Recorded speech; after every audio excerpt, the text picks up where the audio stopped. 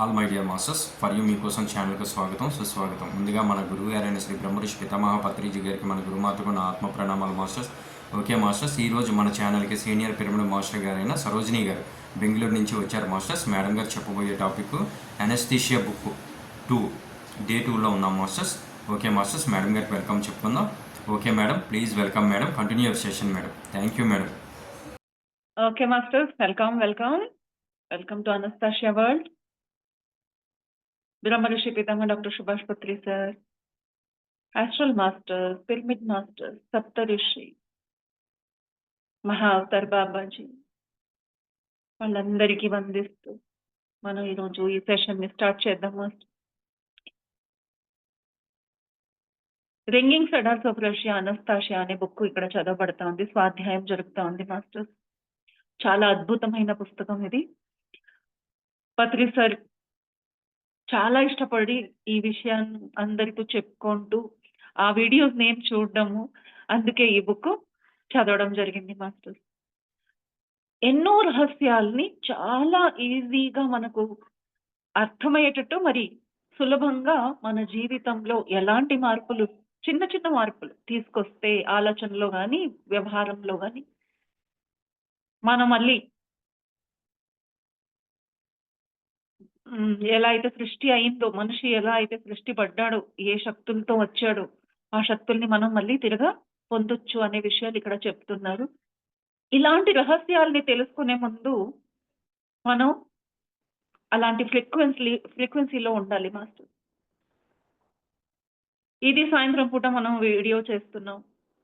పొద్దున్న నుంచి మన వైబ్రేషన్స్ లో, మన ఆరాలో ఎంతో డిస్టర్బెన్స్. ఎందరినో కలిసి ఉంటాం, ఎందరితో మాట్లాడినాం, ఏదేదో తిన్నాము. సో ఆహారము, విచారము, శరీరము అంతా disturbed.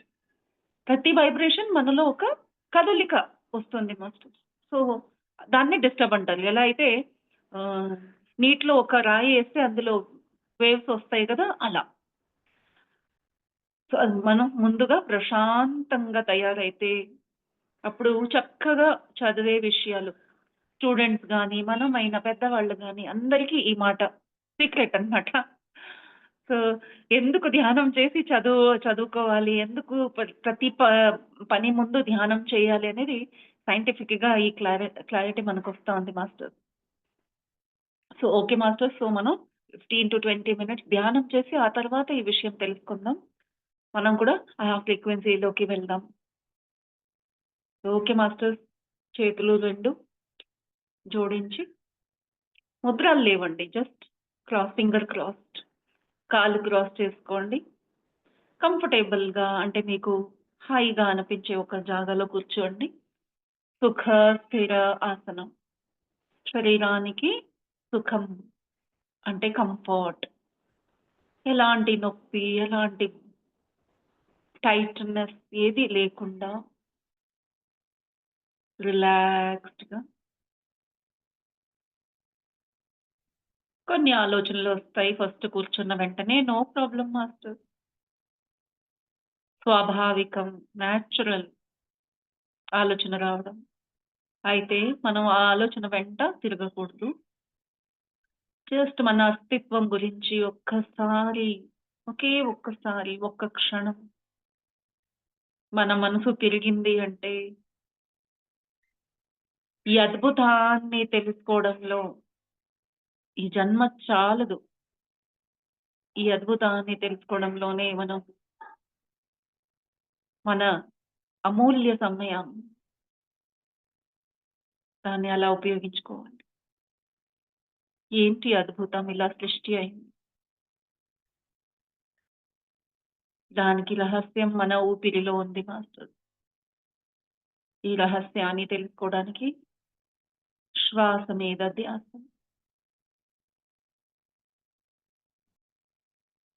Just be with it. ఏ మంత్రాలు వద్దు, ఏ ముద్రలు అవసరం లేదు, ఎవరిని తలుచుకోవడం అవసరం లేదు.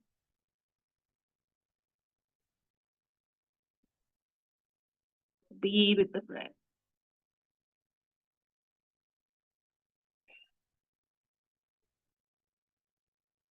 సృష్టిలో ప్రతి వస్తువు చాలా విశేషకరమైన వస్తువు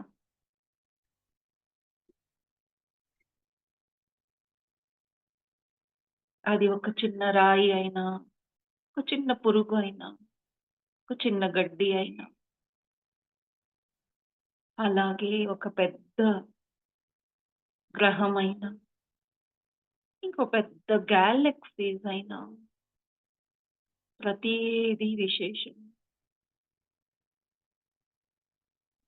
ఎలా అయితే ఒక వస్తువు తయారు చేసే ముందు అందులో చిన్న చిన్న స్క్రూ, నట్, బోల్ట్ కూడా అంతే ముఖ్యం. దాని పాత్ర అంతే విలువగల పాత్ర అయి ఉంటుంది. మన శరీరం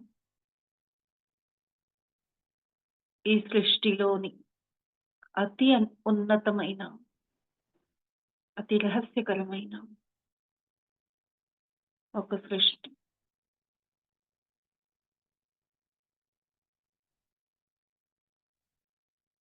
దీన్ని తెలుసుకోవడానికి మనం ఈ మెకానిజం అర్థం చేసుకో.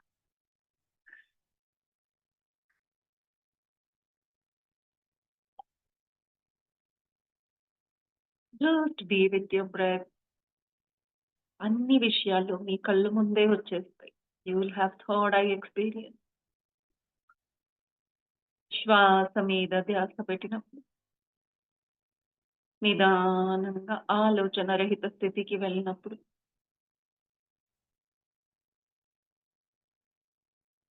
మన పిట్యూటరీ గ్లాండ్ దగ్గర ఒక పీనియల్ గ్లాండ్ అని ఉంది ఈ రోజు సైన్స్ కూడా దాన్ని ఒప్పుకుంటా ఉంది.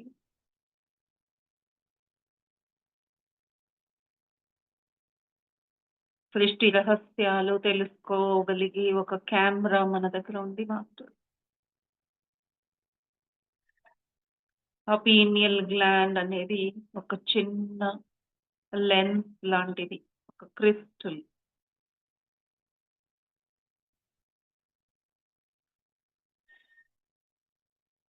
ఎప్పుడైతే బాహ్య దృష్టిని మూసేసి శ్వాసతో పయనిస్తూ ఈ పీనియల్ గ్లాండ్ దాకా ఈ శక్తి, కాస్మిక్ ఎనర్జీ అక్కడ దాకా వెళ్తుందో, కాస్మిక్ ఎనర్జీ ఒక ఎలక్ట్రిసిటీ లాగా, కరెంట్ లాగా పనిచేస్తుంది. బ్రహ్మరంధ్రంలో నుంచి మన లోపల ప్రవేశం చేస్తూ పీనియల్ గ్లాండ్ మీద ఈ ఎనర్జీ పడినప్పుడు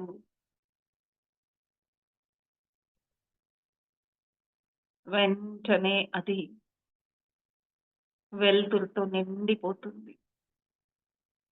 ఎలా అయితే ఒక చిన్న గ్లాస్ మీద, మిర్రర్ గ్లాస్ అంటే మిర్రర్, చిన్న మిర్రర్ పీస్ ఉంది అనుకోండి, దానిపైన లైట్ పడిందంటే బ్రైట్నెస్ చిన్నగా ఉండదు, రూమ్ నిండు బ్రైట్. అలా మన పీనియల్ గ్లాండ్ చాలా చాలా సూక్ష్మంగా, చిన్నగా ఉంటుంది. బ్రహ్మాండ శక్తి, బ్రహ్మాండం నుంచి వచ్చే ఈ లైట్, ఈ ఎనర్జీ మన పీనియల్ గ్లాండ్ దాకా వెళ్ళిన వెంటనే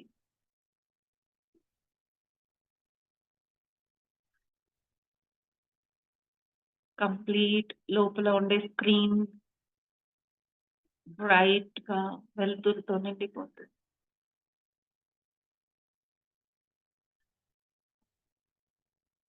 అన్ని రహస్యాలు, సీక్రెట్ మీ కళ్ళు ముందే సినిమా లాగా కనిపించడం మొదలవుతుంది. మాస్టర్, ఆ స్థితికి వెళ్ళడానికి మనం జీరో థాట్, నో మైండ్, ఆ స్టేట్కి వెళ్ళాలి. జీరో థాట్ అంటే అస్సలు ఏ ఆలోచన లేకుండా,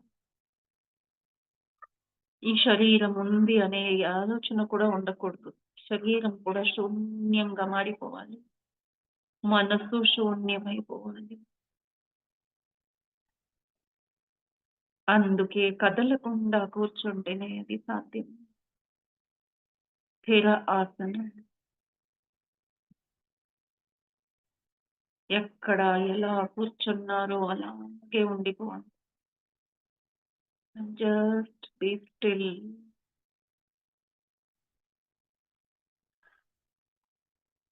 ఎలాంటి గైడెన్స్ అవసరం లేదు మాకు. గైడెన్స్ ఇస్తే మనం చెప్పింది మీరు చూస్తారు. మళ్ళీ మీలో డౌటొస్తాయి. ఇది నా చూపా? లేదా వేరే వాళ్ళు చూపిస్తున్నారు. Just relax and observe your brain.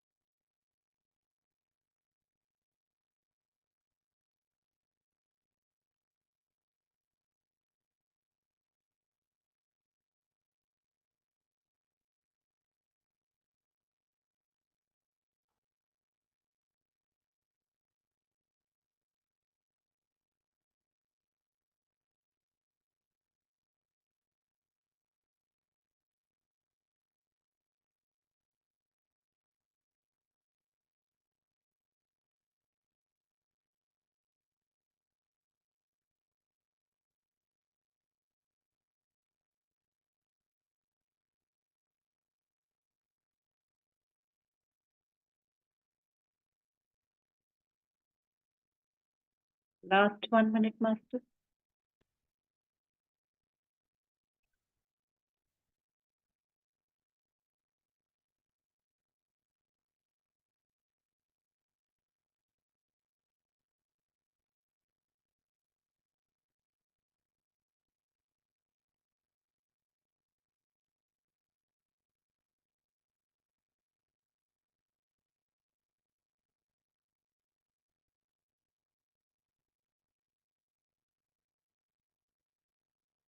Slowly ధ్యానంలో నుంచి బయట రావడానికి రెడీ అవ్వండి. సూక్ష్మ శరీర అనుభవాల నుంచి భౌతిక శరీర అనుభవానికి రావాలి. Slowly body conscious. ఇప్పుడు దాకా శరీరం లేకుండా అనుభవాలు తీసుకుంటున్నారు.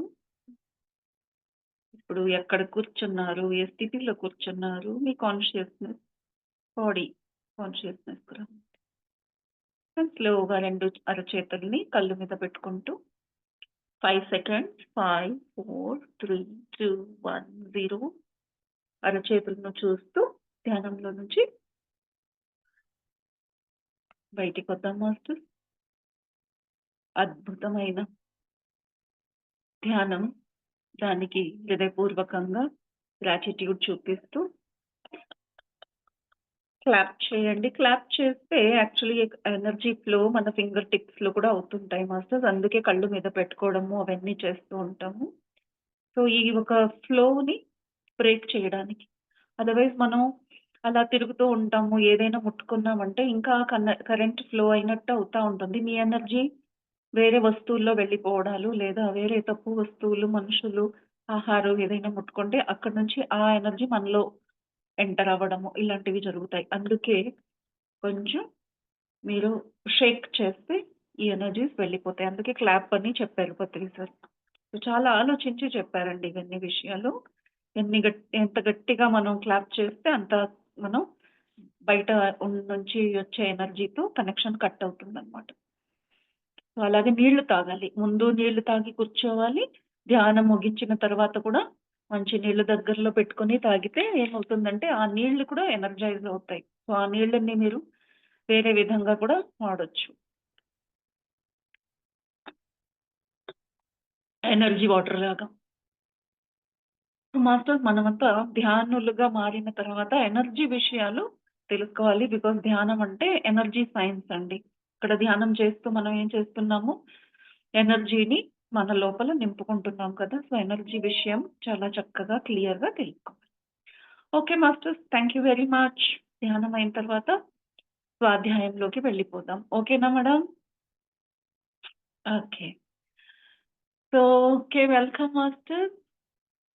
బుక్ విషయం చూద్దాం ఏమైంది అని. నిన్న మేము చూసాము. నిన్న ఏం చూసాము? హీలింగ్ గురించి, మెడిసిన్ గురించి చూసాం. అనస్తాషియా అని అంటారు వ్లాడిమిర్ మేగ్రే.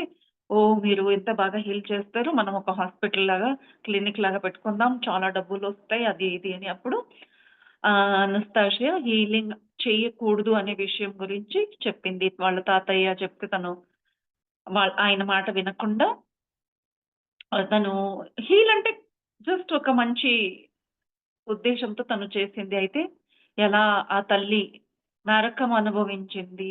ఒక చావు తప్పింది. మనం అనుకుంటాం. కాపాడాము అనుకుంటాం. ఎందుకంటే మనకంతా క్లియర్ నాలెడ్జ్ లేదు మాస్టర్.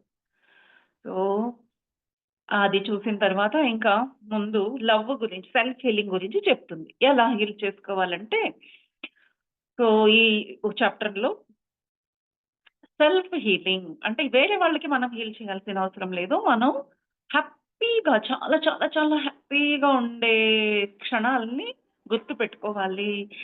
ఎప్ ఆ క్షణాల్ని గుర్తుపెట్టుకొని, ఆ ఒక ఫ్రీక్వెన్సీలో వెళ్ళినప్పుడు ఇవన్నీ ఎనర్జీ అండ్ ఫ్రీక్వెన్సీ వైబ్రేషన్సేనండి. ఎనర్జీ హై ఉంటుంది. ఎప్పుడైతే హ్యాపీ హ్యాపీ మూమెంట్స్ తలుచుకున్నారంటే మొహం మీద ఒక స్మైల్ వచ్చేస్తుంది. ఎందుకొస్తుందండి?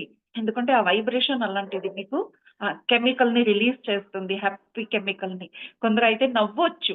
స్మైల్‌తో పాటు ఏదో గుర్తొచ్చింది అని అలా నవ్వు కూడా వచ్చేస్తుంది. ఎందుకంటే ఆ ఎనర్జీ అంత హైగా ఉంటేనే నవ్వొస్తుంది. Otherwise just smile. కొందరికి ఏది తలుచుకున్నా స్మైల్ రావటం లేదు అంటే అక్కడ ఎనర్జీ లేదు అని. సో, అనస్తాషియా చెప్తా ఉంది ముందుగా ఆ ఒక ఎనర్జీలో వెళ్ళాలి. అంటే హ్యాపీ ఎమోషన్స్ గుర్తు తెచ్చుకోవాలి. అప్పుడు మీరు ఎక్కడ మీకు రోగం ఉందో అది చూసుకోవాలి. ఇక్కడ నొప్పినా? ఏం లేదు. సరిపోతుంది. ఇక్కడ ఈ ఎనర్జీని, హ్యాపీ ఎనర్జీని అక్కడ పంపించాలనమాట. సో, ఈ హ్యాపీ కెమికల్ ఏదైతే ఉందో, అది ఫస్ట్ ఇక్కడికి పంపిస్తే ఇది రిపేర్ చేస్తుందనమాట. ఇక్కడ ఏదైనా నొప్పి ఉందంటే రిపేర్. ఆ తర్వాత ఫుల్ బాడీలో ఎలాగో అది ఫ్లో అవుతుందనమాట. సో, వ్లాడిమిర్ అంటారు, "అలా అయితే నాకెందుకు ఒక హ్యాపీ మెమరీ లేదు. నాకెందుకు గుర్తు రావటం లేదు. ఎంత చిన్నప్పటి నుంచి గుర్తు తెచ్చుకున్నా నాకు గుర్తు రావటం లేదు." అంటే అప్పుడు అనస్తాషియా అంటుంది, "లేదు అలా ఉండదు. ప్రతి మనిషి లోపల ఒక హ్యాపీ ఆహ్, మూమెంట్ ఉంటుంది. అయితే ఇప్పుడంతా ఎలా అయిపోయిందంటే, మనం హ్యాపీగా ఉండడానికి వస్తువుల మీద ఆధారపడుతున్నాం కాబట్టి, అందుకే అది రియల్ హ్యాపీనెస్ నిజమైన సంతోషం మనకి కలగడం లేదు. మాకు ఆ అనుభవం రావటం లేదు." మనం అనుకుంటాం ఒక చీర కొంటే హ్యాపీ ఏమో అని. చీర కొన్న తర్వాత చీర చేతికొచ్చిందనుకోండి కొన్ని నిమిషాలే ఆ హ్యాపీనెస్సు. వెంటనే ఆ హ్యాపీనెస్ అయిపోతుంది. అంటే అక్కడ స్థిరంగా ఉండదు.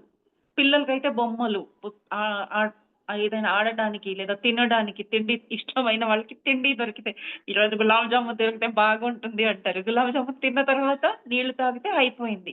తృప్తి అయిపోతారు. హ్యాపీనెస్ అనేది అక్కడ లేదు. ఎందుకంటే అది రియల్ హ్యాపీనెస్ కాదు. లేదా ఈయనంటారు, "ఏం కాదు. రియల్ హ్యాపీనెస్ కూడా ఉంటాయి కొందరికి."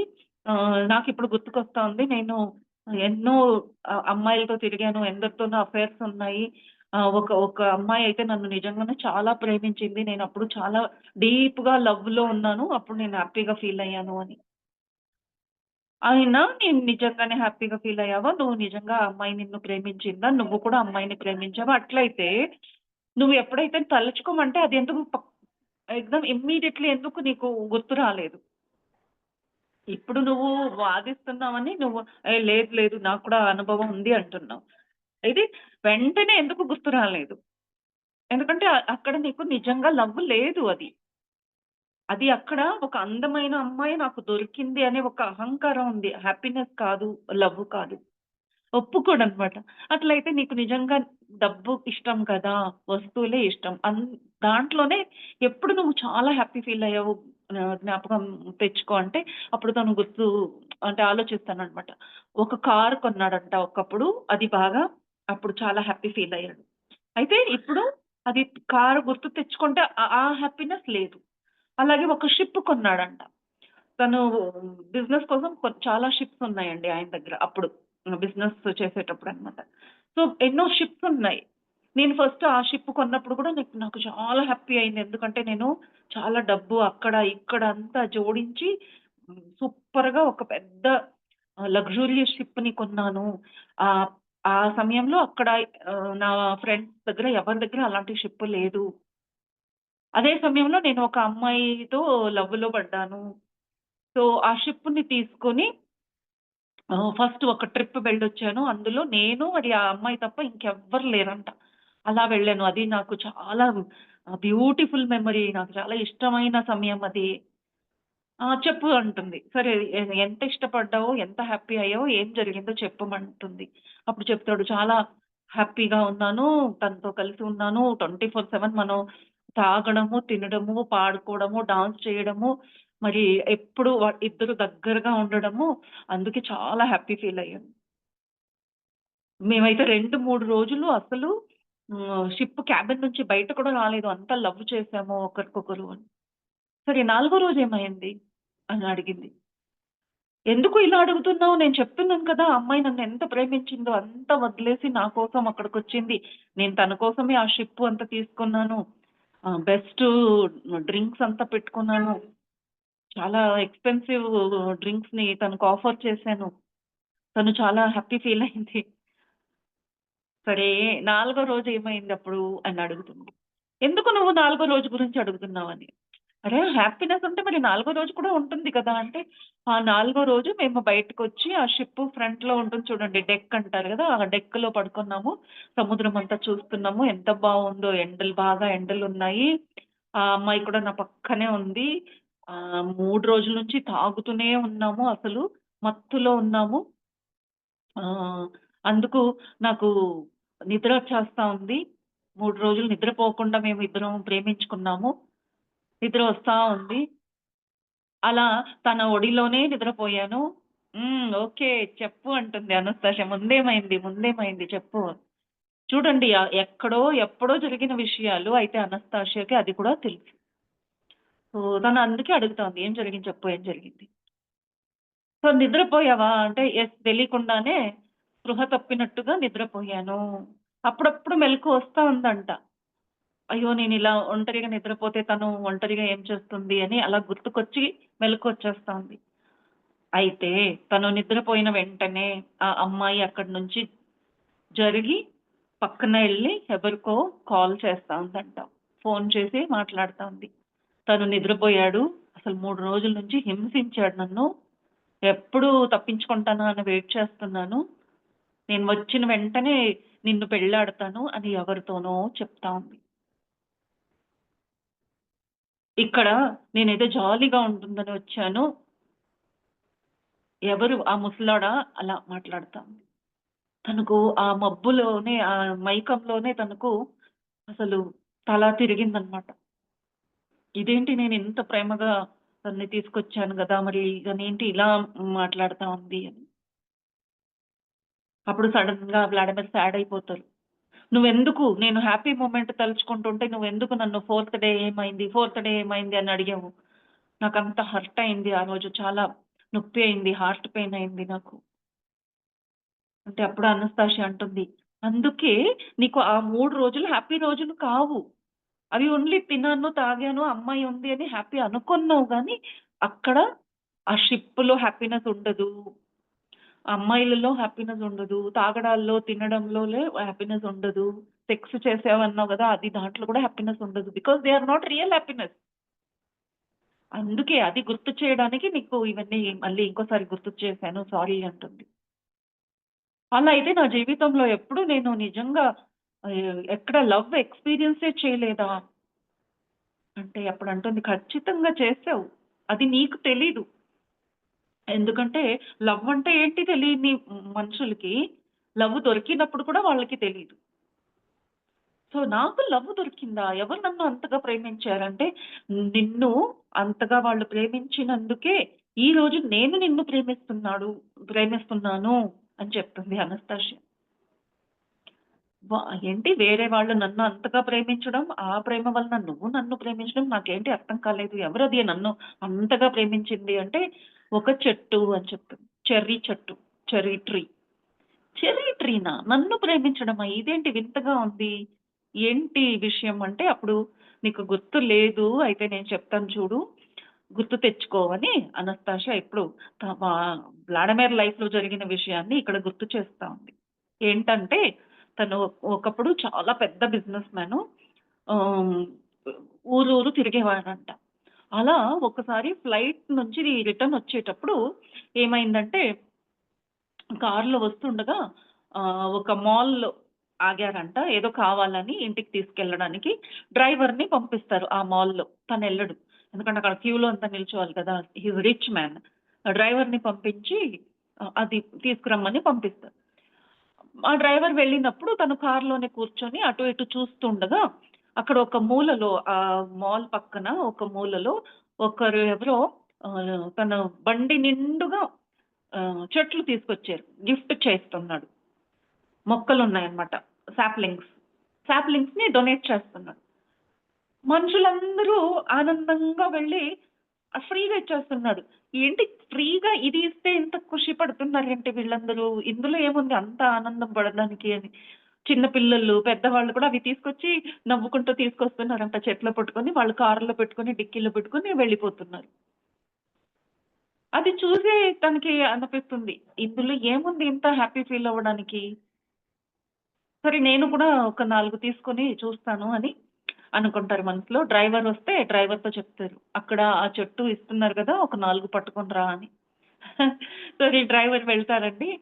అప్పటికే అందరూ తీసుకెళ్ళిపోయారు. లాస్టే కొన్ని మిగిలాయంట. అలా ఒక 4 తీసుకొస్తాడు. 4లో 3 బాగున్నాయి. నాలుగోది ఒక కొమ్మ విరిగిపోయిందంట. ఆ డ్రైవర్ అంటారు, "సార్ ఇది విరిగిపోయింది. ఇది పడేయమంటారా?" అని. "పోన్లేవయ్యా కింద ముందు డిక్కీలో పెట్టు. ఇంటికెళ్ళిన తర్వాత చూసుకుందాం" అని. సరే ఇంటికెళ్తారు. ఆయన ఇంటికి కాకుండా తనకొక గెస్ట్ హౌస్ లాగా ఉందంట. తనకక్కడ చాలా బాగా లాను, గార్డెన్ అంతా పెట్టుకున్నారు. తనకు రిలాక్స్ చేయడానికి, ఫ్రెండ్స్‌తో పార్టీ చేయడానికి ఒక ఫార్మ్ హౌస్ లాగా ఒక ప్లేస్ ఉంది.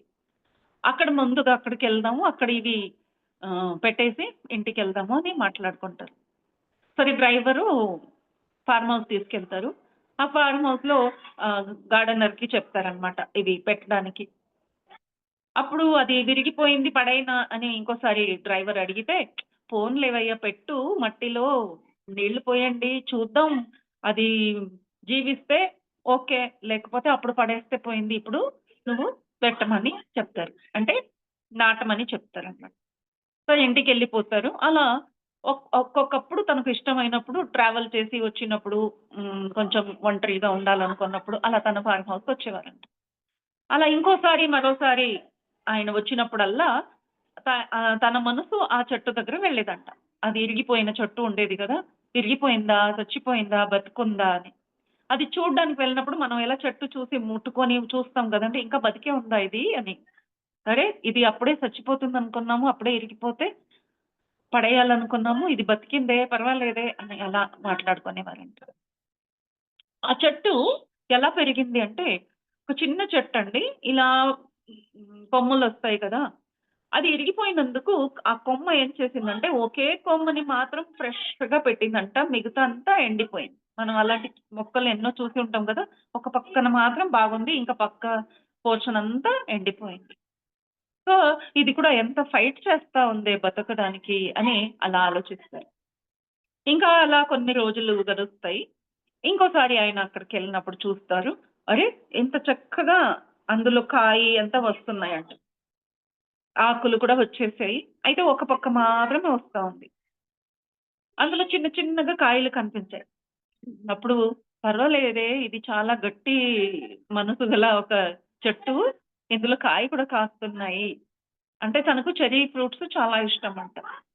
ట్రావెలింగ్ చేసేటప్పుడు కూడా ఆయనెప్పుడు చెర్రీ ఫ్రూట్స్‌నే స్వీట్ అండ్ చెర్రీ ఫ్రూట్స్ ఉంటాయి కదండీ! రెడీమేడ్ టిన్ ఫుడ్డు అలా రెడీమేడ్‌లో ఉంటాయి.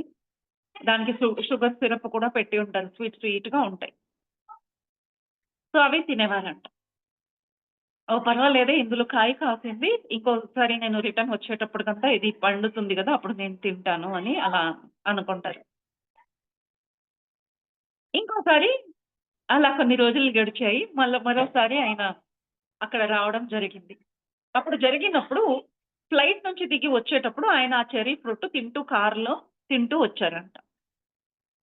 తింటూ వచ్చారు. నోట్లో చెర్రీ ఉంది. అలా మాట్లాడుకుంటూ ఫార్మ్ హౌస్‌లోకొచ్చారు. అప్పటికే అందులో వచ్చిన కాయ ఏముందో చాలా పెద్దగా అయిపోయింది. ఇంకో 2, 3 రోజుల్లో పండుతుంది అన్నట్టుగా రెడీగా ఉంది. ఎర్రబడింది గానీ, ఇంకా అది పల్పీగా, జ్యూసీగా ఇంకా మారలేదు. అంటే ఇంకో 2 డేస్‌లో చక్కగా మారేదన్నమాట.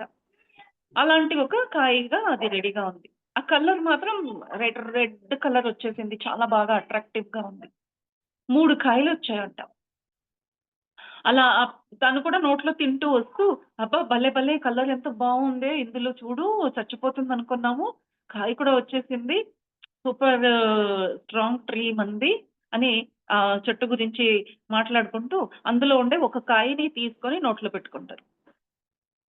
చూడండి మనకి చాలా అలవాటు ఇది. ఎక్కడికెళ్ళినా పండు కాయి పండే ముందే మనం కోసేసుకుంటాం. ఏ ఫార్మ్ హౌస్‌లోకెళ్ళినా, పొలంలోకెళ్ళినా ఇంకో 2 రోజుల్లో జామకాయ స్పెషల్లీ అందరూ మామిడికాయ, జామకాయ ఇంకా పండాలి అనుకోని వెయిట్ చెయ్యము. వెంటనే కోసేసి తిని మరి కొరికి ఏమంటామండి, ఛీ! చేదుగా ఉంది ఇంకా పండలేదు అని. చూస్తేనే తెలుస్తా ఉంది కదా! మరి ఎందుకు మనం దాన్ని అది కూడా ఒక జీవి అండి. అందులో కూడా ఒక ప్రాణం ఉంది. అది ఇంకా పెరుగుతా ఉంది. సో, అలాగే ఈయనేం చేశారంటే, వెయిట్ చేయకుండా ఆ ఒక కాయ తినేసరికి దాంట్లో ఇంకా స్వీట్‌నెస్ రాలేదు. చేదుతనం ఉంది. అయ్యయ్యో! ఇది టేస్ట్‌గా లేదు. ఎందుకంటే ఆల్రెడీ తన నోట్లో ఒక స్వీట్‌గా తిన్న ఒక ఫ్రూట్ టేస్ట్ ఉంది. చెర్రీ తింటూ వచ్చారు గదా! సో, ఆ ఆర్టిఫిషియల్ టేస్ట్ ముందు ఈ నేచురల్ టేస్ట్ తనకి నచ్చలేదు. అప్పుడు ఉమ్మేస్తారనమాట. అయ్యయ్యో! ఇంకా పండలేదు అని. ఇంకంతే అండి. అక్కడి నుంచి మళ్ళీ తన ఇంటికెళ్ళిపోతారు. ఆ తర్వాత ఆ చెట్టు చచ్చిపోతుంది. ఇప్పుడు అనస్తాషియా దగ్గర మాట్లాడుతూ ఇదంతా గుర్తు తెచ్చుకొని అప్పుడు అంటాడు. అనస్తాషియానే చెప్తా ఉంది ఇదంతా జరిగింది అని. అప్పుడు అవును. ఆ తర్వాత అది చచ్చిపోయింది. అంటే నీకు తెలుసా అక్కడేం జరిగింది అని? ఒక చచ్చిపోయే ఒక చెట్టుని నువ్వు ఎత్తుకొచ్చావు గదా! ప్రాణం పోసావు గదా! అది నీకు గ్రాటిట్యూడ్‌లో నిండి ఉందంట. అందులో ఉండే కొంచెం ప్రాణం చచ్చిపోవాలి అనుకున్నది కూడా లేదు, నన్ను ఇతను ఇంత ప్రేమగా నన్ను నాటాడు గదా! తనకి నేను రిటర్న్ ఇవ్వాలి లవ్వు. తను నాకు లవ్ ఇచ్చాడు. నేను తనకు లవ్ ఇవ్వాలి అని ఆ చెట్టు ఏం చేసిందంటే ఉండే ప్రాణాన్ని గట్టిగా పట్టుకొని ఇంకా అలా మొత్తం చెట్టు మొత్తం ఆకులొచ్చేటట్టు చేసి ఉంటే, పచ్చగా మారి ఉంటే దానికి శక్తి ఉండదు. ఎనర్జీ వెళ్ళిపోతుందనమాట. అందుకే తను కొంచెం ఎనర్జీని ఒక పక్కనే ముందు కాయ వచ్చేటట్టు అన్ని సంవత్సరాలు, అన్ని నెలలు అది బతికి ఉండేటట్టు ఇది కొంచెం ఒక సంవత్సరం పడుతుందనుకుంటాను. చెర్రీ ట్రీ పెద్దగయ్యి అందులో కాయ రావడానికి. సో, ఆ శక్తి అంతా ఒక సంవత్సరం పెరిగిపోయేటట్టు ఎనర్జీని కొంచెం కొంచెం ఒక కొమ్మ మాత్రం పెరిగేటట్టు ఇచ్చిందంట. మిగతా అంతా అవాయిడ్ చేసింది. మిగతా భాగానికి ఇవ్వడానికి అవాయిడ్ చేసి, వ్లాడిమిర్ కోసం ప్రేమతో తన శక్తిని కొంచెం కొంచెంగా పెంచుతూ, అందులో కాయ వచ్చేటట్టు, ఆ కాయ వచ్చిందంటే తను తింటే, తన ప్రేమని, తన శక్తిని అంతా ఆ ఒక పండులో పెట్టి నిండుగా వ్లాడిమిర్‌కి ఇవ్వాలి అని. ఒకవేళ వ్లాడిమిర్ నువ్వు కొంచెం పేషెన్స్‌తో, కొంచెం తెలివితో తెలుసుకొనుంటే, ఆ 3 కాయలున్నాయి గదా! పండిన తర్వాత నువ్వు 3 కాయలు, ఆ 3 చెర్రీ పండు తిని ఉంటే, నీ శరీరంలో ఉండే అన్ని రోగాలు మాయమైపోయేవి. నీకసలు నీ నీ బాడీలో ఎలాంటి లవ్ ఎనర్జీ నిండేదంటే, ఈవెన్ నీ బిజినెస్‌లో కూడా నీకు ఎలాంటి ఇబ్బందులు రాకుండా ఉండేవి. సో, ఇందులో ఒక సీక్రెట్ ఉంది. దీన్ని స్టోరీలా చూడకుండా మాస్టర్స్ నేనైతే ఇన్ని సార్లు చదివేసరికి ప్రతి ఒక్క ఎపిసోడ్ వెనక ఉండే సీక్రెట్స్‌ని తెలుసుకోగలిగే ఒక ఎనర్జీ వచ్చేసిందండి. అందుకే ధ్యానం చేసి ఈ బుక్ చదవండి అంటూ ఉంటాను. నేను చాలా లక్కీ. నాకు ప్లాట్‌ఫార్మ్ ఇచ్చి ఇది చదవమనేసరికి నేను ధ్యానం చేసి చదువుతున్నాను. సో, నాకు సీక్రెట్స్ తెలుసుకుంటున్నాను. నేనే ఇంట్లో కూర్చొని చదివి ఉంటే ఇంత సీక్రెట్స్ తెలిసేదో కాదో తెలీదు. సో, ఏంటా సీక్రెట్ అంటే చూడండి, ఒక చెట్టుని పూజించే ఒక సంప్రదాయం మనది సనాతన ధర్మంలో. ఎందుకు ఒక చెట్టుని నీళ్లు పోసి అలా ప్రేమగా దారం చుట్టి ఎందుకు చేస్తున్నాము అంటే, ఒక చెట్టుకి అంత ఎనర్జీ ఉంది. ఎంతమంది వచ్చి తనని ప్రేమగా నీళ్లు పోస్తే వాళ్ళందరికీ ఎనర్జీ ఇచ్చే ఆహ్, ఒక ఎనర్జీ హబ్ అది. హబ్ అంటే సోర్స్, సూర్యుడులాగా చాలా ఎనర్జీ ఉండే ఒక స్పాట్ అది. అలాంటి చెట్టుల్నే మనం పూజిస్తాం. ఏమని కోరుకుంటారండి అక్కడ? పిల్లలు పుట్టడానికి కూడా అక్కడి నుంచే ఎనర్జీ తీసుకుంటారు. ఇల్లు కట్టడానికి కూడా అక్కడి నుంచే ఎనర్జీ తీసుకుంటారు. పెళ్లి అవ్వాలన్నా మీరు చెట్టుకెళ్ళి దారం చుట్టి వస్తారు. అవునా? కాదా? ఏదైనా బిజినెస్ నడవాలన్నా ఆ గుడికెళ్ళి అక్కడుండే చెట్టుకి దారం చుట్టి వస్తారు. మీరు ఈ దారం చుడితే మీకు మంచి జరుగుతుంది అని. సో, అక్కడ ఏం జరుగుతోంది అంటే ఎందుకు దారం చుట్టడానికి చెప్పారు? అంతసేపు మీరు ఆ చెట్టుతో పాటు ఆ సామీప్యంలో ఉంటే ఆ చెట్టుకి ఎంత హ్యాపీ ఫీల్ అవుతుంది. అప్పుడు తన ఎనర్జీని ఇచ్చేస్తుంది. పట్టుమని ఇచ్చేస్తుంది. ఆలోచించదు. నువ్వేమిచ్చావా? నీళ్లు పోసావా? పాలు పోసావా? దాంట్లో మళ్ళీ కాస్ట్‌లీ సిల్క్ దారం కట్టావా? కాటన్ దారం అదంతా చూడకుండా మీకు ఎనర్జీ ఇవ్వడమే. నేచర్‌కి అదొక్కటే పని అండి. నేచర్‌లో ఉండే ఎనర్జీ అంతా మనుషుల కోసమే. మనుషులకి ఇవ్వడానికే ఎనర్జీ ఉంది. అలా మనం ఆలోచిస్తూ ఉంటే ఎన్ని విషయాలు మనకు అర్థమవుతాయి. ఇక్కడ వ్లాడిమిర్‌కే అనస్తాషియా కూడా అదే చెప్తాను. నువ్వది తిని ఉంటే నీకస్సలు లైఫ్‌లో ఏ ప్రాబ్లమ్ వచ్చేది కాదు. అయితే అది తినకుండా అది చచ్చిపోయింది. నువ్వు ఆ తర్వాత అక్కడికి వెళ్ళలేదు. అయితే అది ఊరికే చచ్చిపోలేదంట. చచ్చిపోయే ముందు అయ్యో! వ్లాడిమిర్ ఈ 3 ఫ్రూట్స్ తినలేదే. ఇప్పుడు నాకు అంత శక్తి లేదు. ఇంకా కొన్నేళ్ళు బతికి ఇంకో 4 పండు వచ్చేటట్టు చేసి వ్లాడిమిర్‌కి ఇవ్వాలంటే నాలో అంత ఎనర్జీ లేదు. అందుకు ఆ ఎనర్జీని ఆ చెట్టు ఏం చేసిందంట, అలా విశ్వంలో అంతా పంపించింది. స్పేస్‌లో పంపించి ఈ ఎనర్జీ ఈ నా లవ్‌ని లాడమెరికి అని అలా ఇచ్చేసిందంట. అనస్తాషియా అంటోంది ఆ లవ్వు ఏదైతే స్పేస్‌లో ఉందో, ఆ చెట్టు నుంచి వచ్చిన లవ్ ఏదైతే ఉందో, ఆ లవ్‌ని తీసుకొని నేను నీకు ఇచ్చాను. అందుకే నేను నిన్నను ప్రేమించాను. అదర్‌వైజ్ నేను నిన్నను సెలెక్ట్ చేసుకున్నాను నీకది ఇవ్వాలని. అలా మన కోసం ఎక్కడ చూసినా మన కోసం ప్రేమ నిండి ఉంది. నేచర్. మీరు సూర్యుడిని పూజిస్తే అక్కడి నుంచి ఒక విశేషంగా పూజించినా, పూజించకపోయినా అది ఇస్తానే ఉంది అనుకోండి. అయితే నేచర్‌ని మనం లవ్ చేస్తే మనకింకా ఎక్కువ ప్రమాణంలో లవ్ దొరుకుతుంది. సో, వ్లాడిమిర్ అంటుంది నీ రోగాలు హీల్ చేశానన్నావు గదా నువ్వు. నేను చేయలేదు. ఆ ఒక ఎనర్జీ ఏదైతే ఉందో, ఆ ఎనర్జీని నీకు ఇచ్చాను. అంతే. అప్పు తీసుకున్నట్టు. నీ లవ్‌ని నీకే ఇచ్చేసాను. అందుకే నువ్వు సగం హీల్ అయ్యావు. ఇంకా కొంచెం హీల్ అవ్వాలి గదా! అది నువ్వే చూసుకోవాలి. సో, ఇది జరిగింది master. So, love is so beautiful. అది జెన్యూన్ లవ్ అండి. ఇప్పుడు మనం ఫీల్ అయ్యే లవ్ కాదు. సో, ఈరోజు మనం లవ్ అనే పదం చాలా సింపుల్‌గా, చాలా ఈజీగా ఆ! చాలా జనరల్‌గా వాడుతున్నాం. What is love? లవ్ అంటే మనం మన వాళ్ళని, మన వస్తువుని ఇష్టపడేది అది లవ్ అనుకున్నామండి. చాలా ఇష్టపడితే దాన్ని లవ్ అనుకున్నాం. లవ్ లవ్‌లో బౌండరీస్ లేవు. నా వాళ్ళు అందుకే లవ్ చేయాలి. పక్కింటి వాళ్ళు కదా! వాళ్ళనెవరులండి లవ్ చేస్తారు. ఊరికే అంతవరకే. ఎంతవరకు? ఏదో మాట్లాడే వరకు. ఏంటి లవ్ అని ఇక్కడేదో చేసినప్పుడు వెంటనే వెళ్లి ఇస్తున్నామా? ఇంతకుముందయితే ఇచ్చేవారు. ఎందుకంటే అక్కడ లవ్ ఉండేది. ఏదైనా వండిన వెంటనే పక్కింటి వాళ్ళకివ్వాలి, వీధి వాళ్ళకివ్వాలి అలా ఆలోచనొచ్చేది. ఇది అందరికి పంచాలి, షేర్ చేయాలి. ఇప్పుడు అది లవ్ లేదు. దాచిపెట్టుకుంటాం. ఎవరైనా వచ్చారంటే దాచిపెట్టుకొని వాళ్ళు వెళ్ళిన తర్వాత తింటామనమాట. కొంచెమే ఉంది లేదా ఇంత ఎక్స్‌పెన్సివ్ వాళ్ళకేం పెట్టడము అని. సో, లవ్ అంటే లిమిట్‌లెస్, బౌండరీలెస్. తక్కువ లవ్వు, ఎక్కువ లవ్వు ఉండదు. Love is love. లవ్‌లో ఎక్కువ, తక్కువ అనేది ఉండదు. సో, లవ్ అంటే లిమిటెడ్ కాదు. ఇది నాకు లవ్వు దీని పైన ఉంది అంటే దాంతోనే ఉంటానా? అలాంటిది కూడా లేదండి. ఇప్పుడు మీరు ఎవరినైనా లవ్ చేస్తున్నారనుకోండి మనిషిని.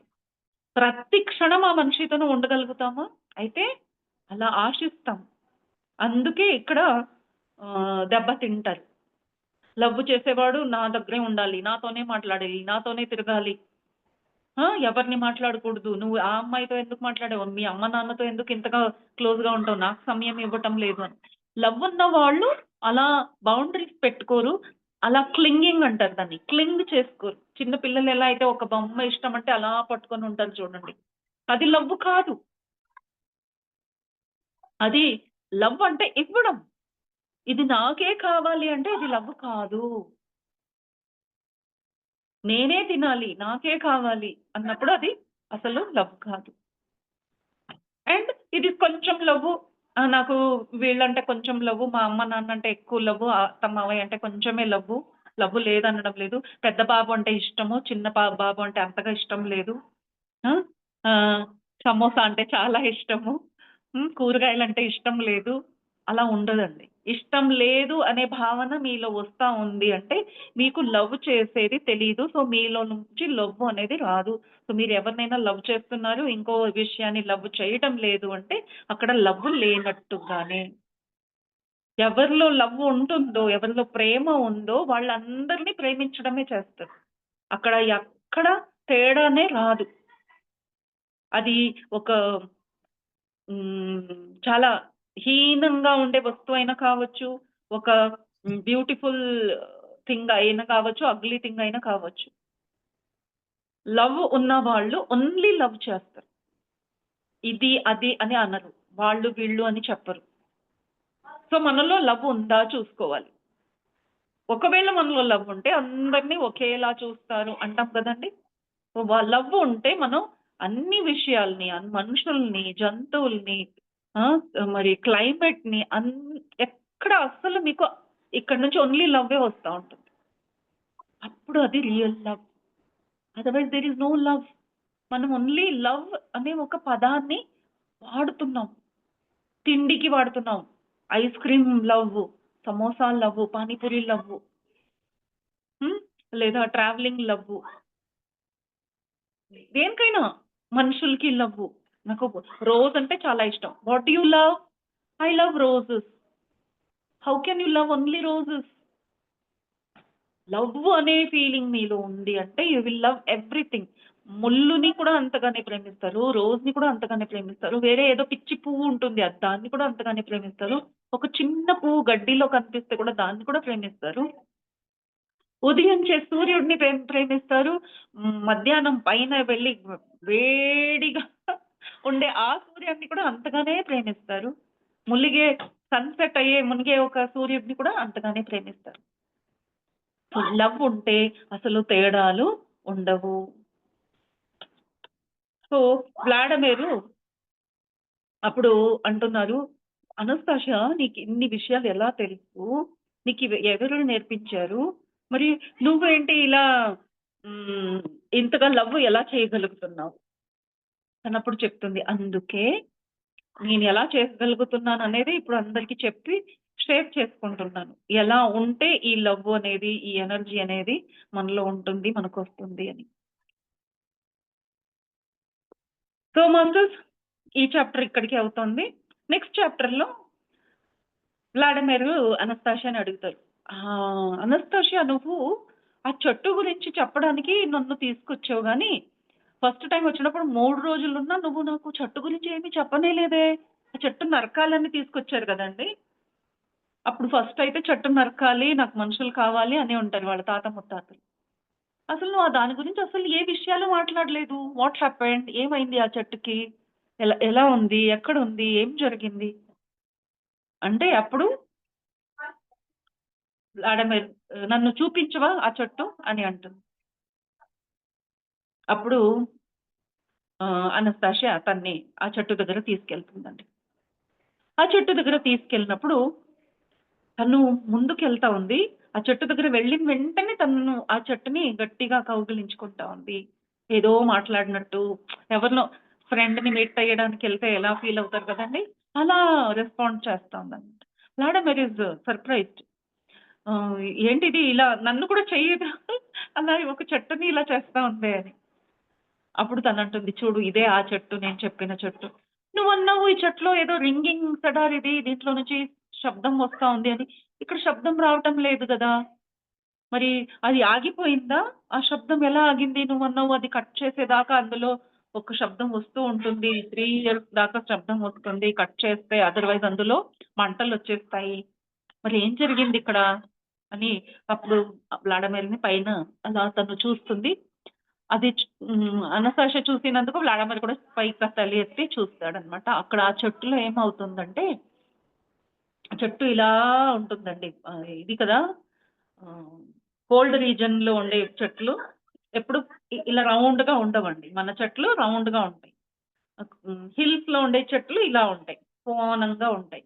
సో, ఈ కోణం పైన ఒక వెలుతురు లాగా కనిపిస్తుంది. కింద నుంచి చూస్తే ఆ చెట్టు పైన ఒక లైట్ అలా తిరుగుతున్నట్టుగా అక్కడ ఉన్నట్టుగా ఒక వత్తిలో వెలుగు ఉన్నట్టుగా అక్కడ కనిపిస్తుందన్నమాట. ఏంటి ఇక్కడ? ఏంటిది? అని చూస్తాడు. అన్ని చెట్లో ఉండే ఆకులంతా సూజిలాగా ఉంటాయి. స్ట్రెయిట్‌గా. అవన్నీ పైకున్నాయి. పైకి ఫేసింగ్ చేస్తున్నాయి. పైన చూస్తే అది లైటు. ఆ లైట్ కూడా ఎలా ఉందంటే, రియల్ మనం క్యాండిల్ వెలిగిస్తే ఎలా లైట్ వస్తుందో అంత గట్టిగా లేదు. లైట్‌గా ఉంది. ఒక వెలుతురు లాగా, డార్క్ వెలుతురులాగా, థిక్ వెలుతురులాగా. అయితే అది అలా అలా ఊగుతా ఉంది అంట.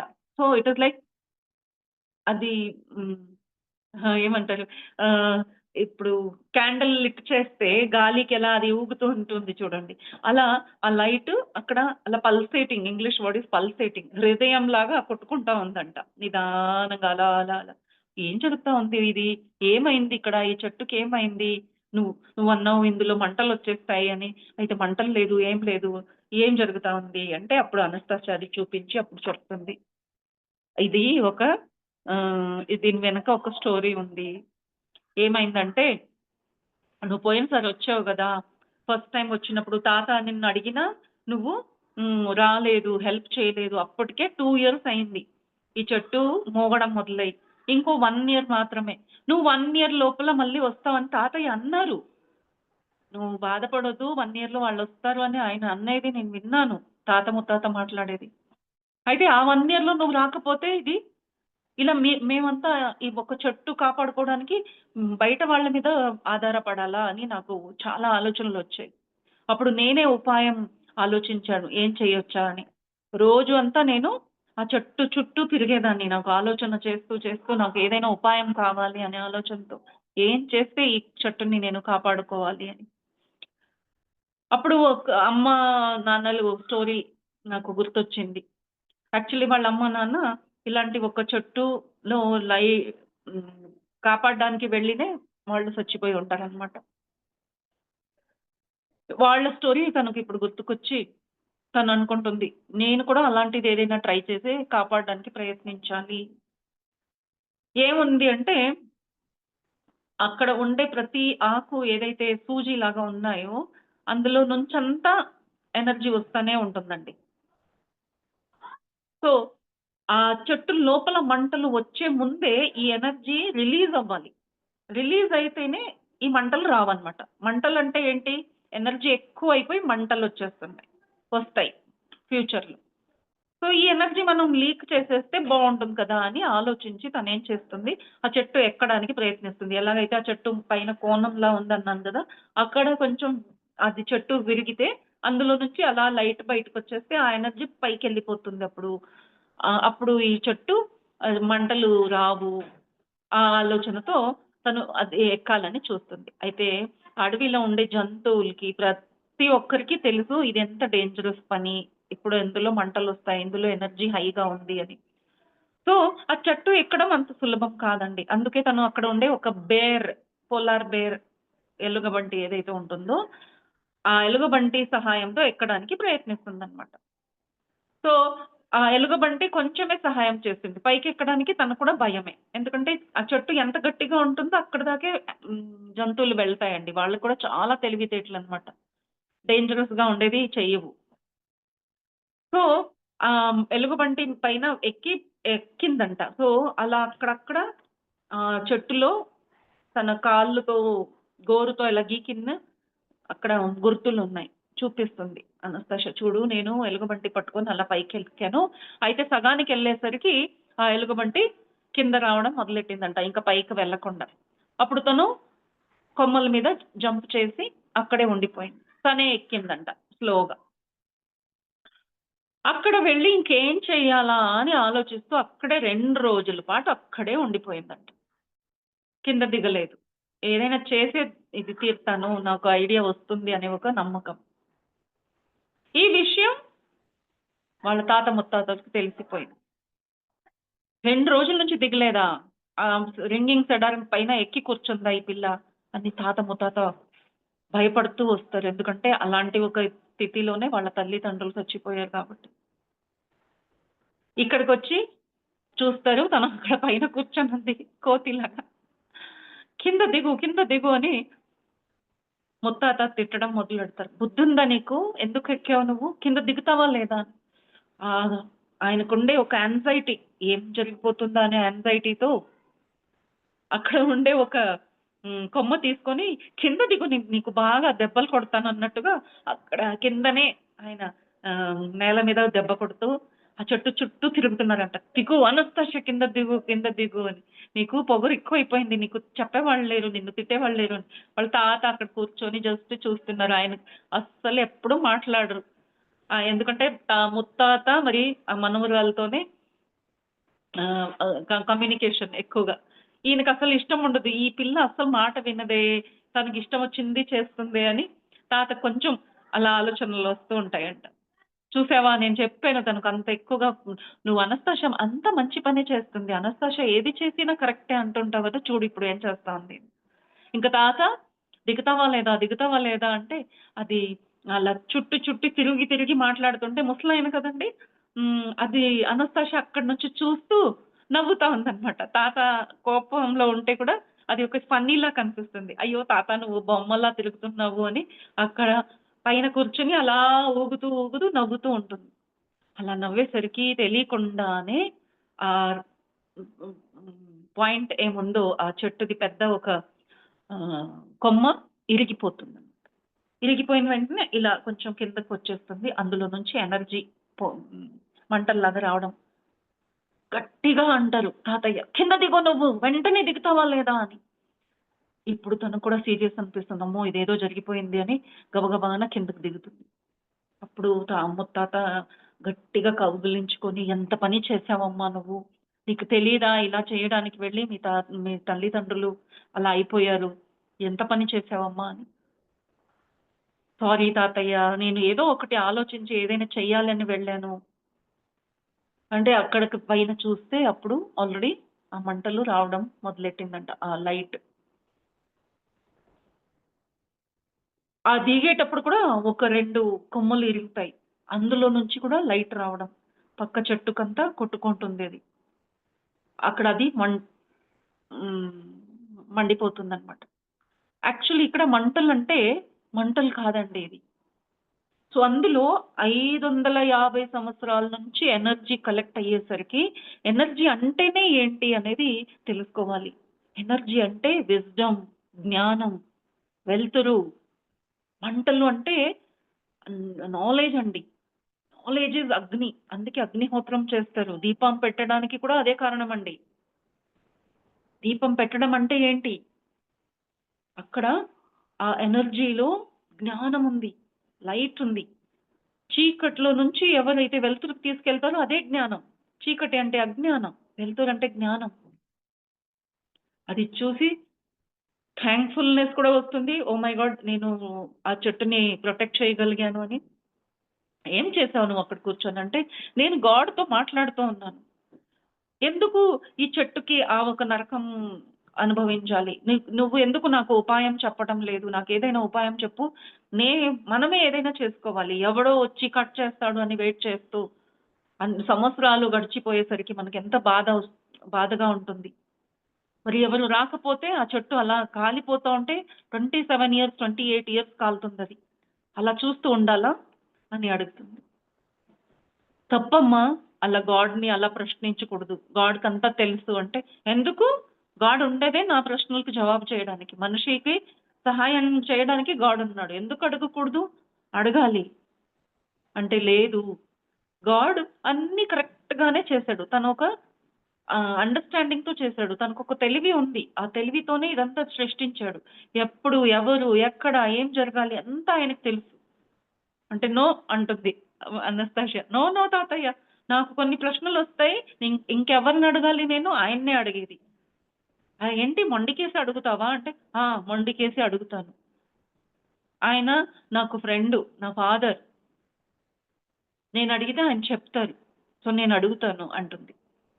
అప్పుడు వ్లాడిమిర్ అంటారు, "ఏంటి నీకు గాడు మాట్లాడతారా? నువ్వు గాడ్‌తో మాట్లాడితే ఆయన వింటారా? ఆయన విన్న తర్వాత నీకు ఆన్సర్ చేసింది కూడా నువ్వు వినిపించుకుంటావా?" అంటే, "ఆ! ఎవరైనా అంతే. సృష్టిలో ప్రతి ఒక్కరికి గాడ్ మాట్లాడతారు. గాడ్ ఆన్సర్ ఇస్తారు. మీరు వినాలి అంతేగాని అందరికి ఆన్సర్ దొరుకుతుంది. ఎవరికీ దొరకదు. నేనైతే మాట్లాడతాను. ఎలా మాట్లాడతావంటే, నీతో ఎలా మాట్లాడుతున్నానో అలాగే మాట్లాడతాను. అన్ని విషయాలు చెప్తావా? అంటే, అవును మరి నేనుంటాను గదా! అప్పుడు ఒంటరిగా తిరుగుతూ ఉంటాను. నాకు డౌట్స్ వస్తే ఇంకెవరు చెప్తారు? తనే కదా ఇదంతా సృష్టి చేసాడు. తనకంట తనకంతా తెలుసు. ఆయనకన్నా ఇంకెవరికి తెలుసు? ఇంకెవరు ఆన్సర్ చేయగలుగుతారు? ఇక్కడ వ్లాడిమిర్ స్టన్ అయిపోతున్నారు. ఏంటి మనిషినా ఇది? అసలు నేనేదో మామూలు మనిషి అనుకుంటున్నాను. తనేంటి గాడ్‌తో మాట్లాడుతుంది అంటా ఉంది. గాడ్ ఆన్సర్ చేస్తారు అంటా ఉంది. అన్ని ప్రశ్నలకు నాకు ఆన్సర్స్ అక్కడి నుంచే వస్తాయి అంటా ఉంది. ఎవరైనా మాట్లాడొచ్చు. అందరితో మాట్లాడతాడు ఆ దేవుడు అని చెప్తా ఉంది. ఇదేదో చాలా వింతగా ఉంది. ఒక్కొక్కసారి ఆయన నిజంగానే భయపడుతూ ఉంటాడు. నేను నిజంగా ఒక తెలివిగల మనిషితో మాట్లాడుతున్నానా? లేదా ఇది పిచ్చిదా? పిచ్చిది ఏదేదో మాట్లాడుతా ఉంది. తనని నేను నమ్మి తను చెప్పిన మాటలన్నీ బుక్‌లో రాస్తున్నాను. అందుకే కొందరు బుక్ చదివి నన్ను పిచ్చోడిలా చూస్తారు. అసలు ఇది సత్యం కాదు అంటున్నారు. నాకు కూడా ఒక్కొక్కసారి డౌట్ వస్తా ఉంటుంది. తను ఇలా పిచ్చిగా మాట్లాడితే ఎవరు నమ్ముతారు? నేను ఈ విషయాలన్నీ బుక్‌లో రాశాననుకోండి, ఇంక నన్నే చదువుకున్న పిచ్చోడు అంటారు. ఎవరైనా గాడ్‌తో మాట్లాడగలుగుతారా అంటే, అప్పుడు లాడనర్ చెప్తుంది, ఇదేనయ్యా ఇప్పుడు సత్యాన్ని అసత్యమని ఎంత గట్టిగా చెప్పేసారంటే, అందరూ అదే నమ్ముతున్నారు. అలాగే ఉంటుంది. సత్యం మాట్లాడేవాడు ఒకడుంటాడు. అసత్యం మాట్లాడేవాడు 100 మంది ఉండేసరికి మెజారిటీ ఏదైతే ఉందో అందరూ వాళ్ళని నమ్ముతారు. ఈరోజు ప్రపంచంలో అలా నమ్మని వాళ్ళే ఎక్కువైపోయి వాళ్ళదే వాళ్ళ నమ్మకమే సత్యం అనుకున్నారు. అంటే గాడ్ లేడు, మాట్లాడడు, గాడ్ అనేవాడే లేడు అలాంటి ఆలోచనలు వస్తాయి. అదే చదువుకున్న వాళ్ళు దాన్నే సత్యం అంటూ ఇంకా కొందరు పెద్ద పెద్ద ఆహ్, పోస్ట్ పెట్టుకొని మేమంతా సాధువులం, మేము ఎక్కువ తెలుసుకునగల వాళ్ళము, మేము విద్వానులం అలా అనుకుని వాళ్ళు చెప్తూ ఉంటారు. లేదు దేవుడితో మాట్లాడలేరు, దేవుడు అందరికీ కనిపించడు, పుణ్యం చేస్తేనే కనిపిస్తాడు, చచ్చిపోయిన తర్వాత కనిపిస్తాడు. అలాంటి పిచ్చి పిచ్చి మాటలు చెప్పి మనుషుల్ని మిస్‌గైడ్ చేసేసరికి చిన్నప్పటి నుంచి మీరు అదే వింటూ దాన్నే నమ్మేశారు. అందరూ. ఇక్కడ ఓన్లీ వ్లాడిమిర్ కాదండి మనందరం. సో, నువ్వు గాడు ఒకడే అనేసరికి ఎలా అండి అంటాం. నీకు గాడ్ ఫ్రెండ్ అంటే అది ఎలా అంటాం. గాడ్ అంటే ఒక ఇది ద్వైత, అద్వైతలో అదే ఒక కాంప్లికేషన్ అండి. ఇప్పుడు మనమంతా PSSM masters God, my dear God అని పత్రి సార్ అనేసరికి డౌట్ వచ్చేది. మనం ఎలా గాడ్ అవుతామని. ఈ విషయం వేరే వాళ్ళతో మాట్లాడినా వాళ్ళు కూడా అదే అంటారు. మీరంతా పిచ్చివాళ్ళు. మనమే గాడ్ అనుకుంటూ తిరుగుతున్నారు పిఎస్ఎస్ఎం మాస్టర్స్ అని కొందరు అంటున్నారండి అలా. ఏంటో పిచ్చి ఇక్కడంతా ఇలా మాట్లాడతారు. మేమే గాడ్, మేమే గాడ్, గాడ్ అనేవాడు లేరు. సో, అలా మెజారిటీ అనేవాళ్ళు ఏదేన్నైతే విశ్వాసం చేస్తున్నారో అదే సత్యంగా మారిపోయింది. ఎందుకంటే వాళ్ళు అసత్యం మాట్లాడే వాళ్ళలో ఎక్కువ నమ్మకం ఉంది. వాళ్ళంత గట్టిగా చెప్తున్నారు. లేదండి గాడ్ లేడండి. ఎవరు గాడ్‌ని చూడలేదండి. ఎవరున్నారు చూపించండి. గాడ్‌ని చూసిన వాళ్ళొచ్చి మాట్లాడమనండి. అలా గట్టిగా మాట్లాడేసరికి నిజంగా గాడ్‌ని నమ్మిన వాళ్ళు ఏమీ చెప్పకుండా ఉండేసరికి ఇలా విశ్వమంతా నమ్మని వాళ్ళ మాటే సత్యమైపోయింది అని అనస్తాష చెప్తాంది. చూడండి ఇక్కడ తను చెప్పే మాటలు ఎక్కడైనా ఒక్కటైనా తప్పుగా ఉందా? నిజమే కదండీ ఇది. సో, ఇలాంటి ఎన్నో విషయాలు అనస్తాషియా చాలా సులభంగా మనకు మన ముందు పెడతా ఉంది. నమ్మాలా? వద్దా? అర్థం చేసుకోవాలా? వద్దా? అది మన ఇష్టమండి. మనం దేన్నైతే నమ్ముతామో, ఏ మాస్టర్ విజ్డమ్‌ని తీసుకుంటామో, ఎలా అయితే పాస్ట్ లైఫ్స్ గురించి, మరి రీబర్త్ గురించి వేరే మాస్టర్స్ చెప్పారు. లోక్ సంప్రాంప గారు, అలాగే Annie Besant books, theosophical society books చదివాము. ఓషో గారు కాన్సెప్ట్స్ చదివాము. సేత్ మాస్టర్స్ చెప్పిన విషయాలు తెలుసుకున్నాము. వాళ్ళందరూ ఎక్స్‌పీరియన్స్‌తో చెప్పే విషయాలంతా మనం తెలుసుకుంటున్నాము, స్వీకరిస్తున్నాము. సో, అలాగే మనం అనస్తాష చెప్పిన ఈ విషయాలు ఇందులో అందరి కాన్సెప్ట్స్ ఇక్కడ ఇంక్లూడ్ అయ్యాయి. ఓషో గారు చెప్పిన కాన్సెప్ట్స్ ఉన్నాయి. లోక్‌సం రాంప గారు చెప్పిన కాన్సెప్ట్స్ ఉన్నాయి. అలాగే ఫెయిత్ విజ్డమ్‌లో ఉండే కాన్సెప్ట్స్ ఉన్నాయి. సో, ఒకే బుక్‌లో అన్ని విషయాలు ఉండేసరికి పత్రి సార్ ఈ బుక్‌ని అంతగా రెఫర్ చేశారండి. సో, ఈ రోజుకి ఇక్కడికే మనం పాజ్ చేద్దాం. రేపు మళ్ళీ కంటిన్యూ చేద్దామండి. అనస్తాషియా ఆ గాడ్ గురించి, గాడ్ ఎనర్జీ గురించి ఏం చెప్తుందో చూద్దాం. సో, ఇక్కడ ఈ ప్లాట్‌ఫార్మ్ నాకు ఇచ్చినందుకు హృదయపూర్వకంగా ధన్యవాదాలు. ఎందుకంటే అద్భుతమైన బుక్ అండి ఇది. ఎన్ని సార్లు చెప్పినా నాకైతే తృప్తి లేదు. ఇది 10వ సార్లు చెప్తున్నాను. పదో ఒక ఛానెల్‌లో. సో, ప్రతిసారి నాకు ఇంకా డీప్‌గా ఒక కొత్త విషయం తెలుసుకుంటూ ఉంటాను. నా నోట్లో నుంచే వచ్చేస్తా ఉంటుంది. సో, ఇక్కడ యాక్చువల్లీ సరోజ మల్లికార్జున్ చెప్పడం లేదు మాస్టర్. ఎలా అయితే పత్రి సార్ ధ్యాన జగత్, శాకాహార జగత్, పిరమిడ్ జగత్ అన్నారు. అలాంటి సంకల్పం పూర్తి అవ్వడానికే మనమంతా ధ్యానంలో వస్తాం. మనం రాలేదు. ఆ సంకల్పం అలాంటిది. అలాగే అనస్తాషియా సంకల్పం ప్రతి మనిషి తన శక్తిని తెలుసుకోవాలని. తన సంకల్పం ఎంత పెద్దగా ఈరోజు మనం ఇక్కడ షేర్ చేసుకోవడం జరుగుతా ఉంది master. So, thank you very much. Okay madam. For you మీకోసం మన ఛానల్‌కి వచ్చి ఎంతో ఆత్మజ్ఞానం అందించారు masters. Thank you madam. Thank you. Thank you.